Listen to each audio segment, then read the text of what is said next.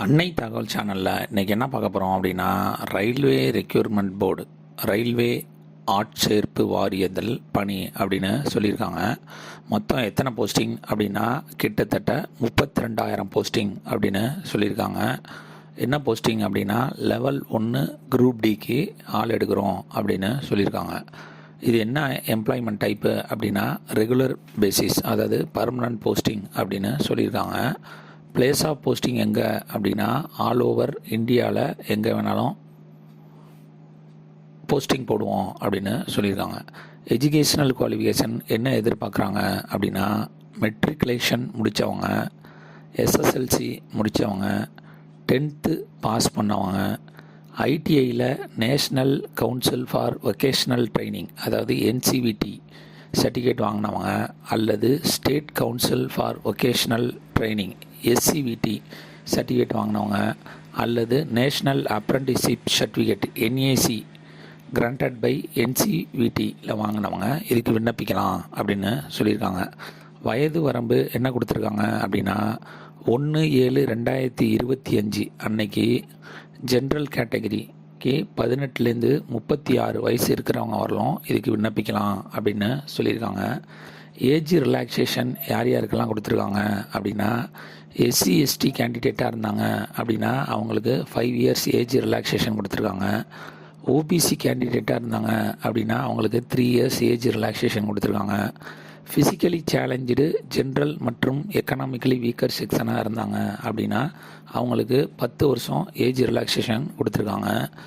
Physically challenge SC ST கேண்டிடேட்டாக இருந்தாங்க அப்படின்னா அவங்களுக்கு 15 வருஷம் ஏஜ் ரிலாக்ஸேஷன் கொடுத்துருக்கோம் அப்படின்னு சொல்லியிருக்காங்க. ஃபிசிக்கலி சேலஞ்சு ஓபிசி கேண்டிடேட்டாக இருந்தாங்க அப்படின்னா அவங்களுக்கு 13 வருஷம் ஏஜ் ரிலாக்ஸேஷன் கொடுத்துருக்காங்க. இதுவே எக்ஸ் சர்வீஸ் மேன் கேண்டிடேட்டாக இருந்தாங்க அப்படின்னா அவங்களுக்கு ஆஸ் பர் கவர்மெண்ட் பாலிசி பிரகாரம் ஏஜ் ரிலாக்ஸேஷன் கொடுக்குறோம் அப்படின்னு சொல்லியிருக்காங்க. சேலரி என்ன அப்படின்னா, லெவல் 1 குரூப் டிக்கு ஸ்டார்டிங் சேலரி 18,000 கொடுக்குறோம் அப்படின்னு சொல்லியிருக்காங்க. செலெக்ஷன் ப்ராசஸ் எப்படி நடத்துகிறாங்க அப்படின்னா, இந்த எக்ஸாம் ஆன்லைன் மூலியமாக நடத்துகிறாங்க. ஆன்லைன் மூலியமாக தான் இந்த எக்ஸாமுக்கு விண்ணப்பிக்க முடியும். இதில் கம்ப்யூட்டர் பேஸ்டு டெஸ்ட்டு வைப்போம் அப்படின்னு சொல்லியிருக்காங்க. அதில் செலக்ட் ஆகிறவங்களுக்கு ஃபிசிக்கல் எஃபிஷியன்சி டெஸ்ட் பிஇடி மற்றும் certificate verification and medical examination வைப்போம் அப்படின்னு சொல்லியிருக்காங்க. அப்ளிகேஷன் ஃபீஸ், இந்த எக்ஸாமுக்கு ஆன்லைன் மூலியமாக தான் விண்ணப்பிக்க முடியும்.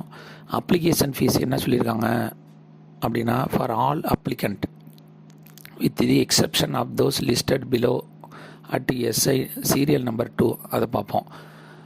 when you appear in CBT you will receive a refund of ₹400 out of the 500. அதாவது ஜென்ரல் கேட்டகரியில் இருக்கிறவங்க, ஓபிசி கேட்டகரியில் இருக்கிறவங்க ஆன்லைன் மூலயமா அப்ளை பண்ணுறப்ப ₹500 ஃபீஸு கட் பண்ணுவோம் அப்படின்னு சொல்லியிருக்காங்க.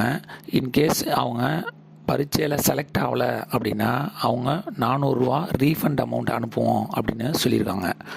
அதுவே பெண்கள், ஃபிசிக்கலி சேலஞ்சு, டிரான்ஜெண்ட் மற்றும் ex serviceman, SC ST, economically backward class கேண்டிடேட்டாக இருந்தாங்க அப்படின்னா அவங்களுக்கு ஆன்லைனில் விண்ணப்பிக்கிறப்ப ₹250 அமௌண்ட்டு கட் பண்ணுவோம் அப்படின்னு சொல்லியிருக்காங்க. இன்கேஸ் செகண்ட் ஸ்டேஜ் போகல அப்படின்னா அவங்களுக்கு ரீஃபண்ட் பண்ணிடுவோம் அப்படின்னு சொல்லியிருக்காங்க.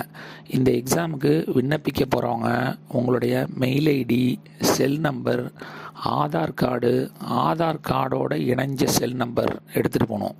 ஏன் அப்படின்னா 3 ஓடிபி வரும்.